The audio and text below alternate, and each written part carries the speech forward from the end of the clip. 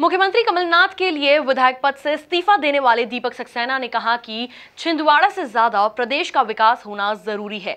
मुख्यमंत्री होने के नाते कमलनाथ का सदन का सदस्य होना जरूरी था, इसलिए मैंने वो सीट खाली कर दी।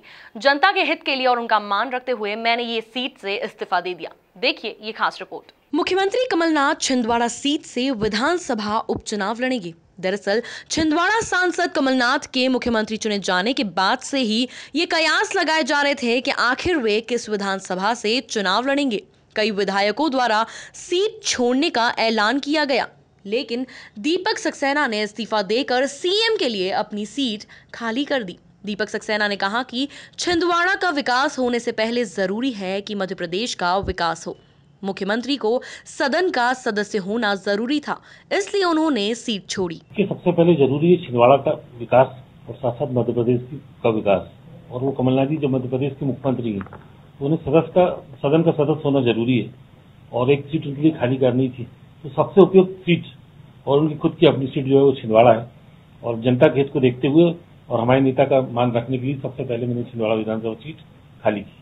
वैसे तो कमलनाथ के लिए दीपक सक्सेना ने पहले भी कई बार मंच से घोषणा की थी वे छिंदवाड़ा सीट कमलनाथ के लिए खाली करेंगे।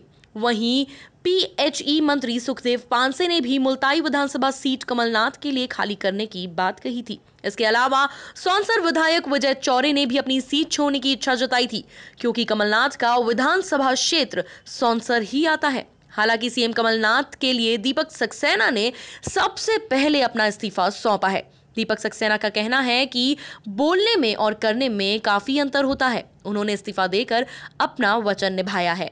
वहीं उन्होंने नकुलनाथ के लोकसभा चुनाव लड़ने को लेकर भी कहा कि नकुलनाथ छिंदवाड़ा से लोकसभा में चुनकर जाएंगे। कहने की बात होती है, कतार में जो भी थे कमलनाथ जी के लिए किसी ने मना नहीं किया, लेकिन सबसे पहले मेरा ऑफर था और मैंने आमंत्रित किया था कि आप छिंदवाड़ा से ही लड़ें और सबसे पहले मैं सीट खाली करूँ। ये बहुत खुशी की बात, हमारा सौभाग्य है। इन कमलनाथ जी ने इतने साल सेवा की है और जब कमलनाथ जी विधानसभा में जा रहे हैं मध्य प्रदेश के मुख्यमंत्री होने के नाते, तो तब इस समय नकुलनाथ जी से उपयुक्त हमारे पास कोई दूसरा उम्मीदवार नहीं। और जो कमलनाथ जी ने सेवा की वो पूरी जो उम्मीदें कम बाकी रह गई हैं, वो उम्मीदें नकुलनाथ जी पूरी करेंगे।